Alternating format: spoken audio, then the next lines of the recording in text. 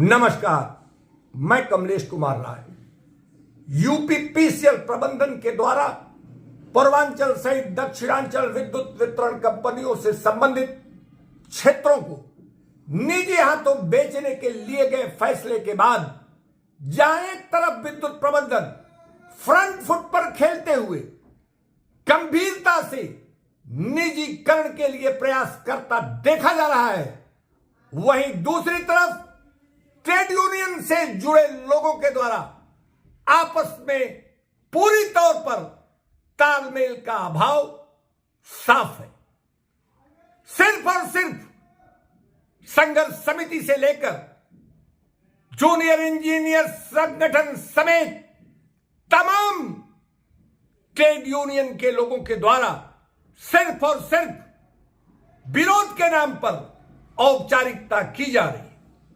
प्रबंधन लगातार हथौड़े चला रहा है और ट्रेड यूनियन के नेता सिर्फ चेतावनी के देने के बजाय हाथ पर हाथ रखे देखे जा रहे हैं। जूनियर इंजीनियर संगठन के प्रांतीय नवनिर्वाचित अध्यक्ष अजय कुमार से उपभोक्ता मंच न्यूज चैनल की जूनियर इंजीनियर संगठन की भावी रणनीति पर विस्तार से चर्चा की गई। आपके सामने जेई संगठन के अध्यक्ष अजय कुमार से हुई हमारी बातचीत का संपूर्ण ब्यौरा प्रस्तुत है। तो अजय कुमार जी, उपभोक्ता मंच न्यूज चैनल से कमलेश कुमार राय बोल रहा था। हाँ, बताइए राय साहब। अजय कुमार जी, यूपीपीसीएल के द्वारा निजीकरण के लिए गए फैसले का विरोध आपका संगठन संघर्ष समिति से अलग हटकर लड़ने का फैसला किया है, इसकी कोई खास वजह? इसकी खास वजह यह है कि हमारे संगठन का अपनी अलग आइडेंटिटी है और हम अपने अलग से नोटिस पे लड़ेंगे। ये हमारी कार्यकारिणी ने तय किया है कि हम किसी के साथ नहीं जाएंगे, हम अपने अलग ही लड़ेंगे। एक रहेंगे तो सेफ रहेंगे सिद्धांत को आप लोग नहीं मानते? नहीं, हम एक हैं, इसमें क्या दिक्कत है?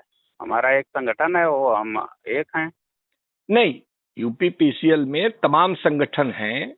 आप लोग पहले पिछले दिनों संघर्ष समिति के साथ आप एक मजबूत संगठन के रूप में शामिल थे, और आज आखिर वो कौन सी ऐसी परिस्थिति हो गई कि आप अपनी पहचान बनाए रखने के लिए अलग बैनर तले लड़ना चाहते हैं, अपने बैनर तले? ये हमारी देखिए, हमारी एक कार्यकारिणी, हमारी एक कार्य करने की पद्धति है। पिछली बार कार्यकारिणी ने निर्णय लिया था कि हमको साथ जाना चाहिए, तो हम लोग साथ गए। इस बार कार्यकारिणी ने निर्णय लिया कि हमें साथ नहीं जाना चाहिए, हम अपनी अलग से लड़ाई लड़ेंगे, तो इसलिए हम लोग अलग से लड़ाई लड़ रहे हैं। नहीं, प्रदेश भर में आपने अपने लोगों से इस पर राय मांगी थी, तो क्या आपके? हाँ, हमारी कार्यकारिणी का मतलब होता है कि हर जिले का अध्यक्ष सचिव उस कार्यकारिणी का मेंबर होता है। हाँ, तो कार्यकारिणी आई थी 19 दिसंबर को, तो उसने निर्णय लिया कि हमें अलग लड़ना है, इसलिए अलग लड़ने की सोच रहे हैं हम लोग। अच्छा, इस विषय पर संघर्ष समिति के लोगों के द्वारा आपसे कोई अप्रोच आप लोगों को नहीं किया गया, या आप लोगों से कोई बातचीत नहीं हुई हो? नहीं, मेरी एक दिन दुबे जी से बात हुई थी।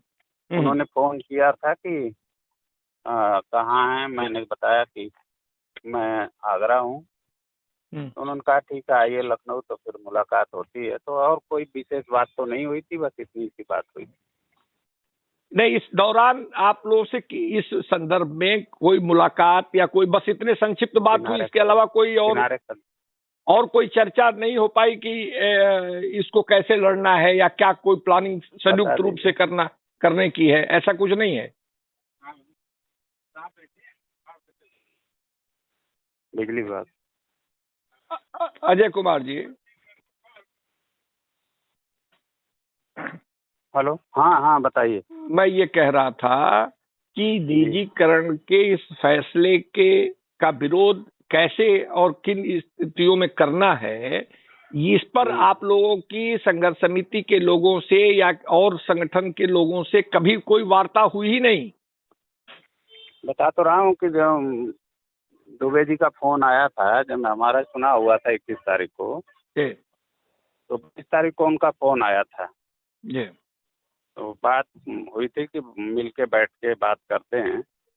तो अभी तो मैं आगरा में हूँ, मैं 31 तारीख को लखनऊ पहुँचूंगा, तो हो सकता है बातचीत हो बैठ करके।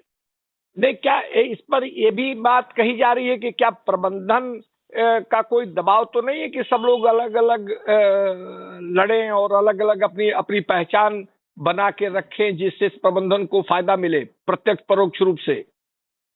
नहीं नहीं, ऐसी कोई बात। तो आपको ऐसा लगता है कि अगर आप लोग अलग अलग लड़ेंगे तो वो ज्यादा प्रभावी होगा? हाँ, मुझे तो लगता है ऐसा। कि निजीकरण का विरोध अगर हर संगठन अलग अलग अपने पहचान के साथ अपने बैनर तले लड़ेगा तो वो बेहतर स्थिति बना सकता है, बेहतर विरोध कर सकता है, उसका बेहतर प्रभाव पड़ सकता है प्रबंधन या सरकार पर। हाँ हाँ, बिल्कुल।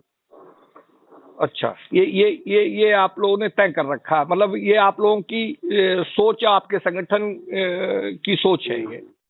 जी जी। तो कुल मिलाकर आप ये कह रहे हैं कि आप लोगों ने अंतिम रूप से ये तय कर रखा है कि आप लोग अपनी पहचान के साथ अपने बैनर तले इस निजीकरण का विरोध करेंगे? जी जी। आगे कोई संभावना आपस में बात करने की?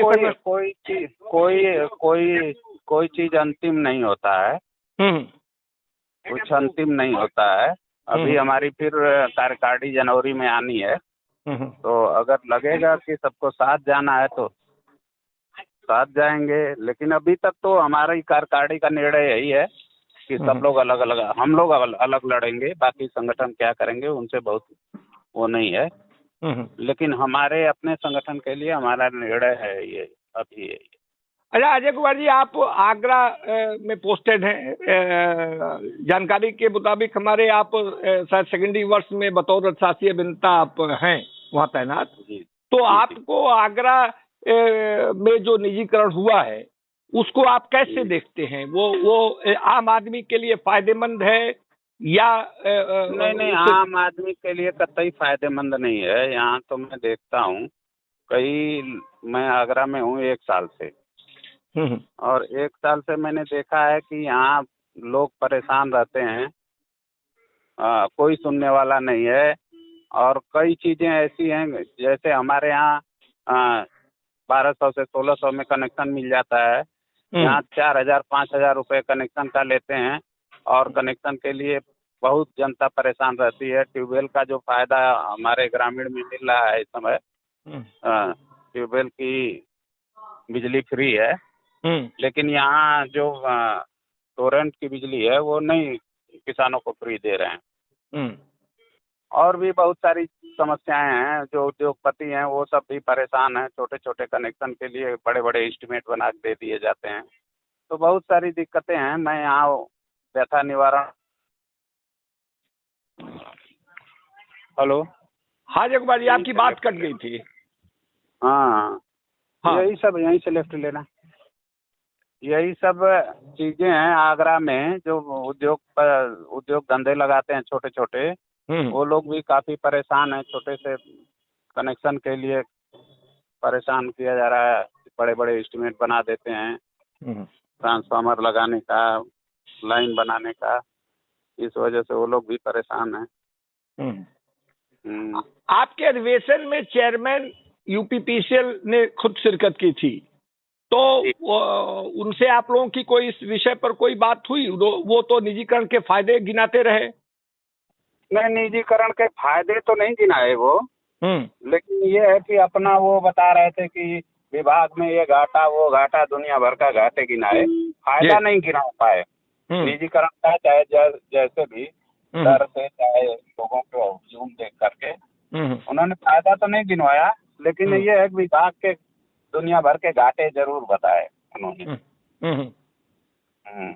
नहीं तो इस घाटे के लिए और इस दुर्व्यवस्था के लिए सिर्फ विभाग के जूनियर इंजीनियर से लेके और चीफ इंजीनियर तक जिम्मेदार हैं, कि ऊपर आईएएस अधिकारी जो प्रबंधन में बैठे हैं उनकी भी कोई जिम्मेदारी है? इस पर आप लोगों ने बात नहीं किया? नहीं, देखिए मंच पे बातें ज्यादा, वो तो चेयरमैन साहब के बोलने के बाद हमारे अध्यक्ष जी और हमारे राष्ट्रीय अध्यक्ष डिप्लोमा इंजीनियर फेडरेशन के राष्ट्रीय अध्यक्ष दिल्ली से आए थे, उन्होंने बात की, 2 लोग बात किए।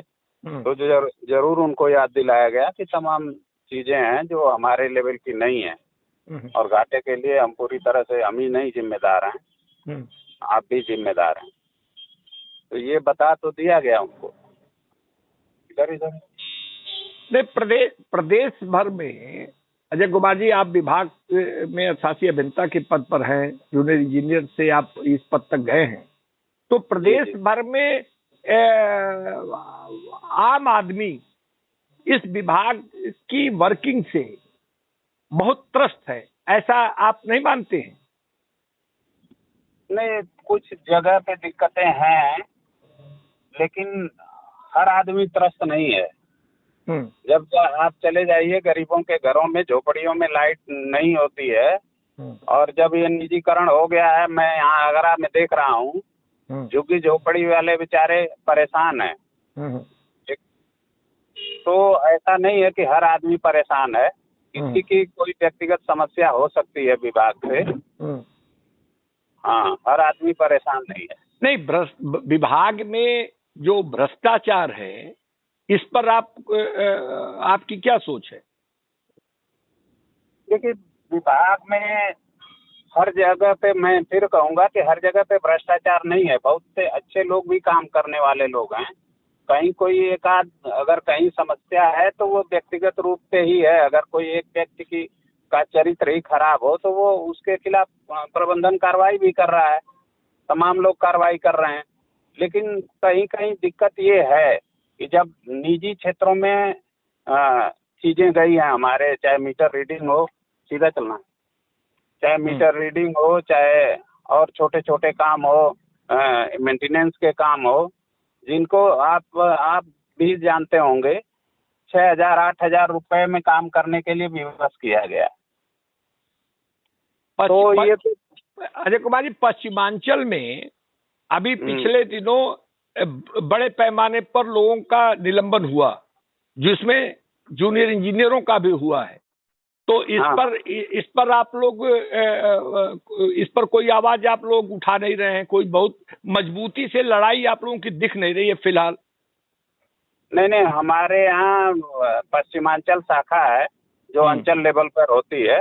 पश्चिमांचल शाखा के लोग कल एमडी से मिले थे, और एमडी से बहुत सही रिस्पांस नहीं मिलने के कारण जितने जिले में हमारे लोग नहीं, चलो वो सारे जिलों के तरफ से नोटिस दे दी गई है, और 3 दिन में अगर कार्रवाई नहीं होगी तो हर जिले में लोग बैठेंगे इस कार्रवाई के विरोध में।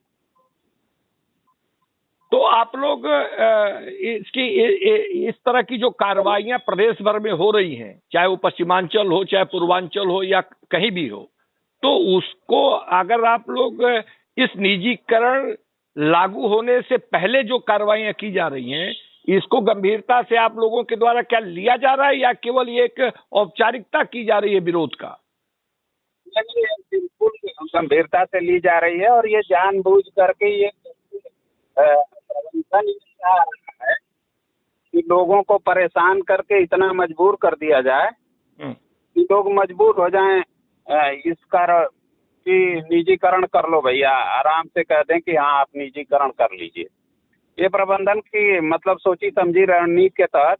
नहीं तो ओटीएस में अगर मान लीजिए कोई एक आदमी को आप सस्पेंड कर रहे हैं, तो जो वो चाहे 40% क्षमता से काम कर रहा हो, चाहे 60% क्षमता से काम कर रहा हो, अगर वो सस्पेंड हो गया, वो बैठ गया, तो फिर वो 40% जो क्षमता थी वो भी कम हो गई।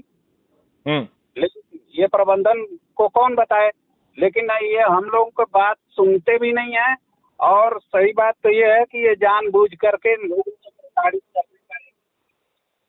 तो ये वो इसलिए नहीं प्रबंधन सुनता है ना कि आज की